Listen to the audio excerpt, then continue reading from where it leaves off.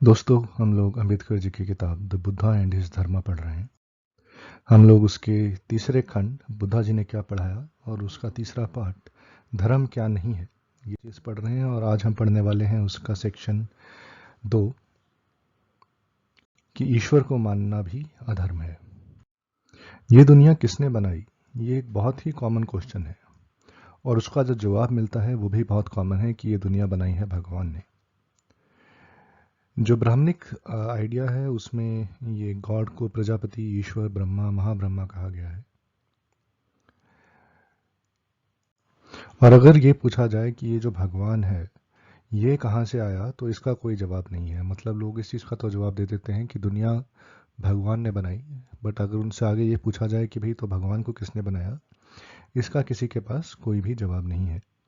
जो लोग भगवान को मानते हैं वो उसको ओमनीपोटेंट, ओमनीसेंट, इस टाइप के अच्छे एडजेक्टिव्स दे देते हैं कि उसको सब कुछ पता है, वो सबसे ज़्यादा ताकतवर है, वो हर जगह प्रेजेंट है। और उसको कुछ मॉरल क्वालिटीज़ भी दे देते हैं कि जैसे भगवान जो है वो अच्छा है, वो जस्ट है, वो बहुत प्यार करने वाला है, वो सबसे बहुत प्यार करता है। पर क्वेश्चन ये है कि गौतम बुद्धा भगवान को मानते थे या नहीं मानते थे, और इसका जवाब अम्बेडकर जी ने दिया है कि नहीं, वो भगवान को नहीं मानते थे।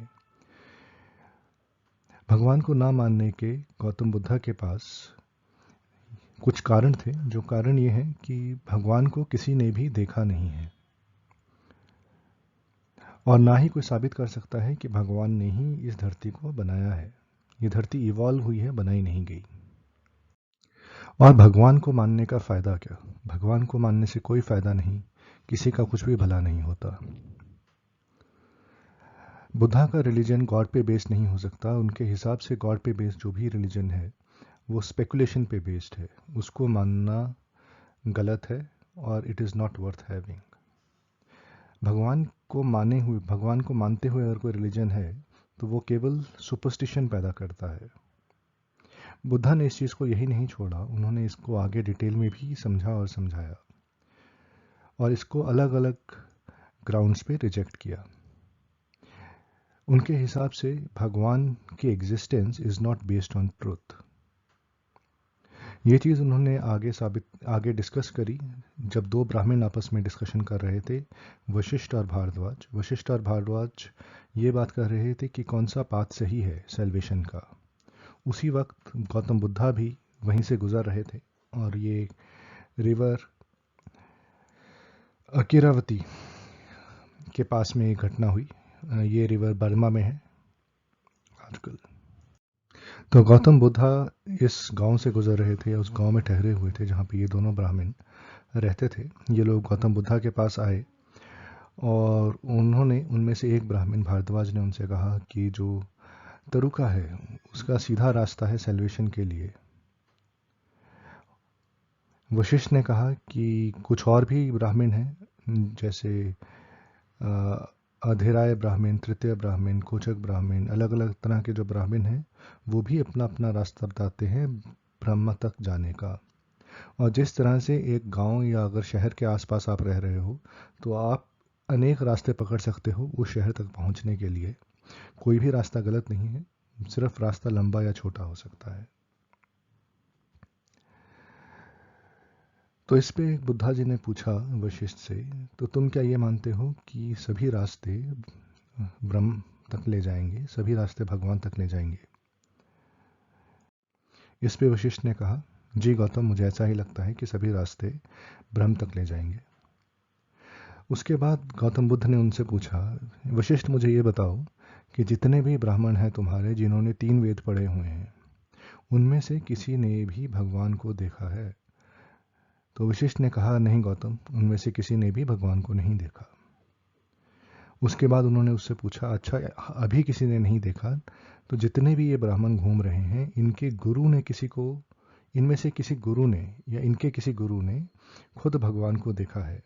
तो उस पर भी वशिष्ठ ने कहा कि नहीं, हमारे किसी गुरु ने भी या जितने भी ब्राह्मण हैं उनमें से किसी के गुरु ने भी भगवान को नहीं देखा। तो फिर गौतम ने कहा, तो फिर किसी के पास भी सीधा नॉलेज नहीं है ब्रह्मा का, जो कि ये कह सके कि ब्रह्म सत्य है।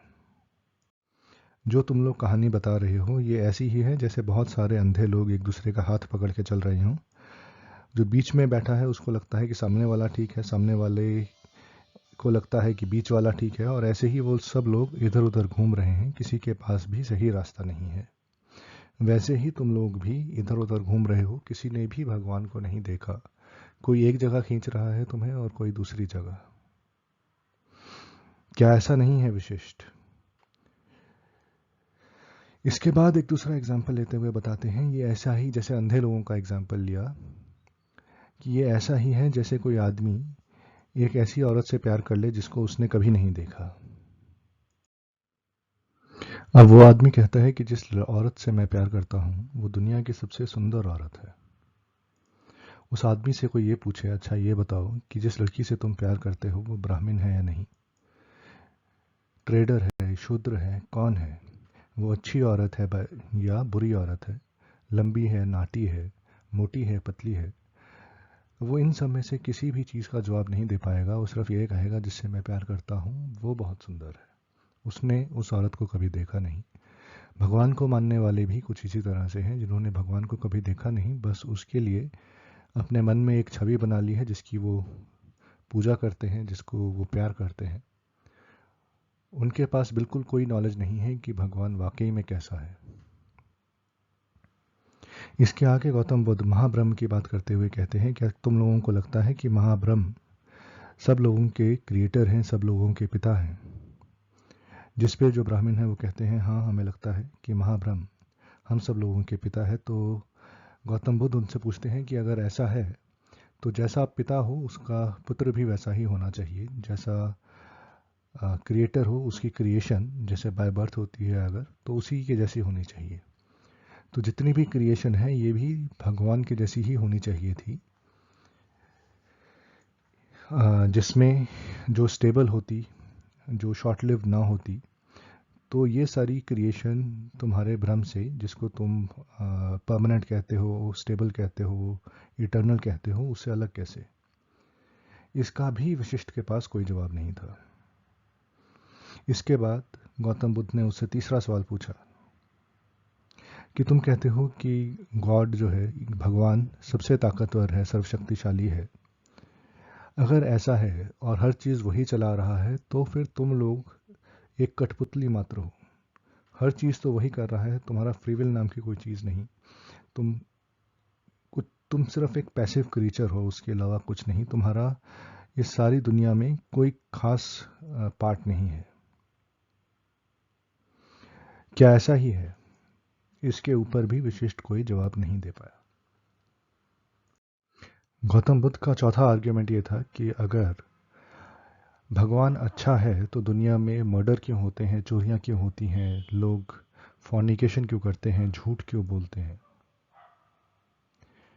अगर भगवान ओमनीसेंट है, जस्ट है, मर्सीफुल है, तो फिर दुनिया में इतना अनजस्टिस क्यों है? अगर भगवान सब कुछ देख सकता है तो उसको दुनिया का दुख दर्द क्यों नज़र नहीं आता, जबकि वो हमें नज़र आता है? अगर भगवान करुणाशील है और उसके पास सुप्रीम पावर है तो दुनिया का दुख दर्द वो कम क्यों नहीं कर सकता? दुनिया के सभी प्राणी सफरिंग की तरफ क्यों जाते हैं? वो सभी को खुशी क्यों नहीं दे सकता भगवान? दुनिया में फ्रॉड और झूठ बढ़ता क्यों है? कभी कभार झूठ की सच के ऊपर जीत कैसे हो जाती है? अगर ब्रह्मा जस्ट है तो फिर इस तरह की चीजें क्यों होती हैं?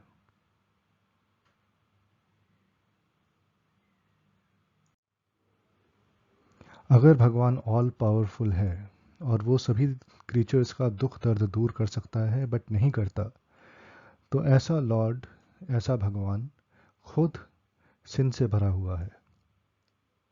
और अगर हर चीज़ भगवान की मर्जी से होती है तो फिर भगवान जस्ट नहीं है, या फिर भगवान अंधा है।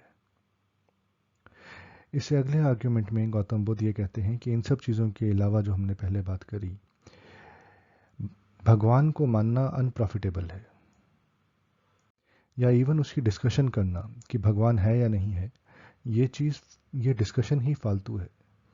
एक धर्म, उसकी डिस्कशन ये नहीं होनी चाहिए कि भगवान है या नहीं है, एक धर्म की डिस्कशन ये होनी चाहिए कि आदमी आपस में एक दूसरे से कैसा रिलेशन रखें या आदमी क्या करें कि वो सुखी रहें। इस सब के अलावा एक और कारण था जिसकी वजह से गौतम भगवान को नहीं मानते थे।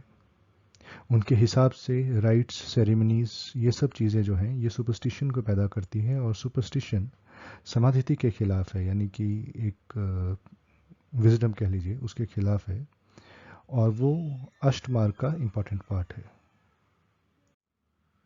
गौतम बुद्धा के हिसाब से भगवान एक बहुत ही खतरनाक चीज़ है। भगवान को मानने से बिलीफ पैदा होता है, बिलीफ से इंसान पूजा पाठ शुरू करता है, पूजा पाठ से प्रीस्ट की तरफ जाता है, प्रीस्ट एक इविल जीनियस है जो कि और सुपरस्टिशन पैदा करता है और अल्टीमेटली समाधिति का नाश करता है। इन्हीं सभी कारणों की वजह से गौतम बुद्ध ये मानते थे कि भगवान को मानना अधर्म है। जो पीछे हमने डिस्कशन करी है उससे हो सकता है कुछ लोग ये कहें कि वो एक फैटल आर्गुमेंट नहीं है गॉड के खिलाफ। उसमें सिर्फ कहा जा रहा है कि भगवान को ना मानो या भगवान को मानना एक सही काम नहीं है। बट गौतम बुद्धा ने कुछ भी ऐसा नहीं कहा जिससे क्लियरली ये कहा जा सके कि भगवान नहीं है। अंबेडकर जी ये कहते हैं कि नहीं, गौतम बुद्ध ने ऐसा कहा है, और उनकी जो डॉक्ट्राइन है पतित समुप्पाद, उसमें ये कहते हैं गौतम बुद्ध कि भगवान है या नहीं है ये मेन क्वेश्चन नहीं है। ना ही ये मेन क्वेश्चन है कि भगवान ने यूनिवर्स को बनाया या नहीं बनाया। रियल क्वेश्चन ये है कि अगर भगवान ने यूनिवर्स को बनाया तो कैसे बनाया। भगवान ने ये जो यूनिवर्स बनाया है, क्या उसने ये यूनिवर्स कुछ नहीं से बनाया? Did he create something out of nothing? या फिर कोई चीज ऑलरेडी एग्जिस्ट करती थी उससे बनाया? और ये चीज मानना कि उन्होंने कोई चीज किसी भी चीज के बिना बना ली, ये चीज इम्पॉसिबल है। वैसे ही अगर हम ये मान लें कि उन्होंने कोई चीज जो यूनिवर्स बनाया वो किसी और चीज से बनाया, तो फिर वो चीज कहां से आई? वो चीज़ भी पहले से एग्जिस्ट करती थी, जैसे भगवान पहले से एग्जिस्ट कर रहा है। जैसे हमने ये लोग मान लेते हैं कि भगवान पहले से एग्जिस्ट कर रहा है, और अगर ऐसा है तो God can not be the creator और द फर्स्ट कॉज। तो इस तरह से गौतम बुद्ध ने ये समझाया है कि भगवान पे विश्वास अधर्म है।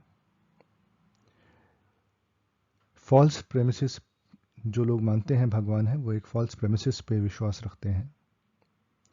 ये मानना कि भगवान यूनिवर्स का जन्मदाता है या भगवान एग्जिस्ट करता है, ये झूठ है। ये तो आज हमने पढ़ा कि गौतम बुद्ध ये मानते थे कि भगवान को मानना या किसी ऐसे धर्म को मानना जो भगवान पे विश्वास रखता हो, ये अधर्म है। अगले वीडियो में हम लोग देखते हैं कि गौतम बुद्धा ने कैसे कहा है कि यूनियन विद ब्रह्मा, इस तरह की आइडियोलॉजी को मानना भी अधर्म है। मुझसे जुड़े रहने के लिए बहुत बहुत धन्यवाद। मिलते हैं अगले वीडियो में।